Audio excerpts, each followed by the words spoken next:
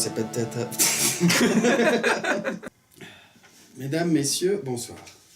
En tant que secrétaire général de la jeune mais prometteuse revue littéraire et illustrée nommée La Coudée, je me devais de vous informer, au moins en vidéo. C'est pas mal comme ça, non ? Ouais.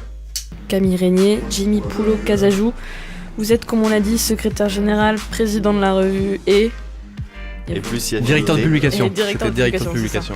Et plus si affinité aussi, pourquoi pas. Et c'est pilote Casajos. On prononce toutes les consonnes. Mais alors, comment on se lance à un moment donné pour créer une revue ? C'est une idée qui est venue d'où au départ ? Je crois aussi que ça part du fait qu'on n'était pas totalement satisfait par le cursus dans lequel on était engagé.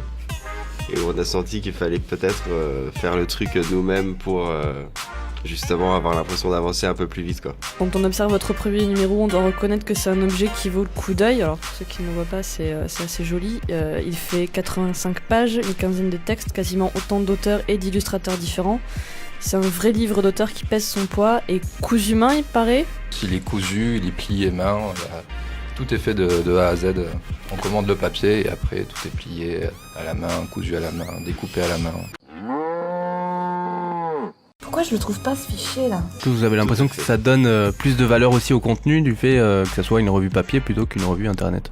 Bah oui, non mais c'est même quand on se fait lire des textes entre nous, je sais que moi je vais toujours imprimer le texte plutôt que de le lire sur ordi. J'ai toujours ce besoin d'avoir le texte sur papier, je le trouverai toujours meilleur, quoi.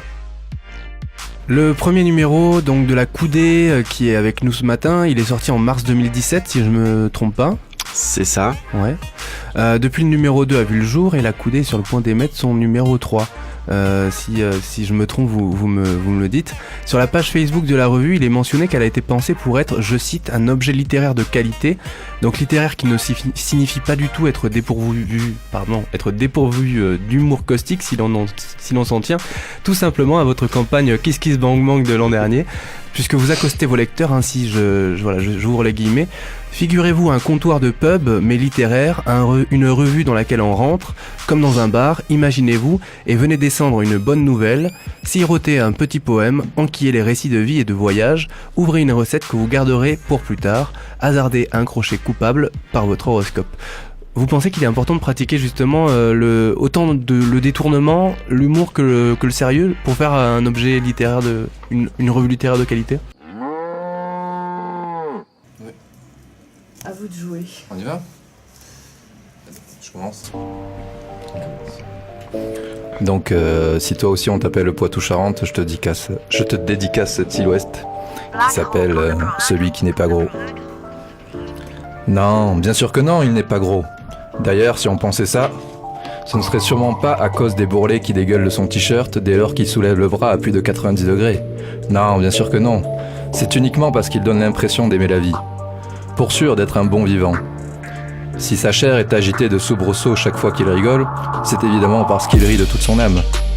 Si le regard se tourne vers lui lorsqu'il reprend de la pizza, c'est que sa jovialité inspire l'allégresse. Bien sûr. En revanche, vous lui déconseilleriez de choisir ce fauteuil, non pas que vous doutiez que sa prépondérante joie de vivre puisse se glisser entre les accoudoirs. Non, bien sûr que non, mais il serait quand même mieux à son aise dans le canapé, à condition d'éviter l'assise du milieu, précisez-vous, les lattes sont un peu fragiles. Oui. Ainsi, c'est par le regard d'autrui que naît mutatis mutandis, celui qui n'est pas gros, et cela suffit à lui conférer une place à part dans le règne social et cosmique. Il est une spécialité de nos civilisations modernes, de notre culture du physique. Il brille comme une étoile dans la politesse de nos conversations. Mais s'il possède tous les honneurs, c'est avant tout qu'il te rassure, oui. Il aplanit nos bonnes et mauvaises consciences. Il fait rayonner la bienveillance. Nous savons désormais arrondir les angles du réel. Par sublimation, d'un homme en surpoids, nous savons créer celui qui n'est pas gros. Le jour où mon grand-père est mort, les hypocrites s'accordèrent pour dire que s'il avait un gros ventre, papy, c'est parce qu'il avait un gros cœur. Or, je vous le dis aujourd'hui, en vérité, si papy il avait un gros ventre, c'est qu'il aimait la charcuterie, le fromage, le pinard et le whisky. Si papy il avait un gros ventre, c'est qu'il restait toute la journée sur une chaise à regarder passer les avions. Son cœur était peut-être de dimension supérieure à la moyenne, mais les légistes sont formels, ça ne peut être dû qu'à la graisse qui s'était accumulée autour en une vie de régime montagnard. Sa plus grande ambition avait toujours été d'en faire le moins possible. De ce côté-là, je crois que je tiens un peu de lui. Papy, je t'aime. Merci Jimmy. Très mignon. On passe La de session suite de à... casque. Ouais. C'est Camille Régnier qui prend le casque pour le horoscope du lundi 11 juin. Je tiens déjà à préciser que comme je suis très réac, il n'y a pas de serpentaire ou truc comme ça. On reste à 12 signes et c'est très bien. Serpentaire, c'est dans Poudlard, c'est ça? Voilà, exactement. Bélier. Vous voici enfin arrivé aux portes de la finale. Pas vraiment le moment de se sentir trop à l'étroit dans l'élastique du short. Clamez plutôt vos ardeurs. Et puis, ne lisez que des chefs-d'œuvre. Ceux-ci auront le mérite de vous rendre plus intelligent, là où les bouquins moyens laissent simplement moins con. Taureau. Ce placement financier vous apportera le fonds nécessaire à l'obtention de votre rêve. Gagnez davantage que papa. Quelques séances par-ci par-là et votre angoisse diminuera d'au moins 2 bons quarts. Travaillez plus pour penser moins. Vous travaillez plus pour penser moins. Créditez donc votre vie intérieure. Elle est riche. Promis.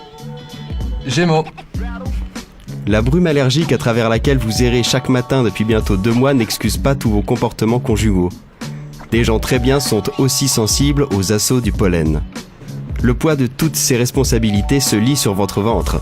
Suivez mon regard. Reprenez la natation, tiens. Le slip et le bonnet de bain, les vaguelettes chlorées et autres cordons de bouée ont l'étonnante vertu d'apaiser vos nerfs de gros connards. De grands directeurs. Cancer. Vous êtes au pieu comme sur un terrain, agressif et maladroit. Ce trop-plein d'énergie traduit votre manque de confiance. Prenez le temps de trouver vos marques en fond de cours avant d'attaquer bêtement au filet. Jouez simple, lâchez vos coups, devenez votre raquette. Enfin, n'oubliez pas que vous pratiquez en double, quand même. Quand tout est perdu, songe votre compagne, on n'a plus rien à perdre. Jeu, sexe et match. Lion. En quittant l'appartement ce matin, vous n'avez éteint ni les lumières du salon, ni le robinet de la salle de bain, sans parler du gaz, du chat coincé de votre chambre ou de la porte d'entrée mal claquée. Non, je déconne. Oubliez-vous un peu. Si vous viviez au royaume de l'hystérie, votre épouse tiendrait le trône. Toujours pas suffisant, hein, pour faire de vous son roi. Vierge. Prenez garde, mon petit père. La femelle de votre maître vient tout juste de tomber enceinte. Vous risquez donc d'opérer une sacrée chute dans l'organigramme du foyer. Ne courez qu'une chatte à la fois, vieux cabot. Une demi-gamelle, 3 fois par jour, pas plus. Balance. Tant de cadavres, c'est plus un placard, c'est un cimetière. Les secrets mûrissent comme le vin. Quand certains tournent au vinaigre, d'autres sont millésimés, et il convient toujours de le déboucher au bon moment. Soyez plus partageuse, ma petite vieille. Ainsi vous partirez moins seule et plus légère. Scorpion. Tout vient à point à qui sait attendre. Jeune, vous étiez moche, vous voilà en parfait vieux beau. Avec cette crinière argentée, la chemise taupe de chez Armand Thierry et votre fidèle baise en ville, vous êtes le phénix de Colmar. Ne changez rien. Sagittaire. Si le petit Quentin Vuillard, grande section, s'acharne à tirer vos couettes et soulever vos jupes, je vous prie de me croire, c'est qu'il en pince pour vous. Vous souhaitez devenir actrice plus tard, très bien, mais retenez que les plus longs bras ont souvent la main baladeuse. N'ayez crainte des prétendus monstres tapis sous votre lit, jeune fille, les pires se trouveront dans vos draps. Capricorne. Vous n'avez pas été adopté, vous avez été choisi.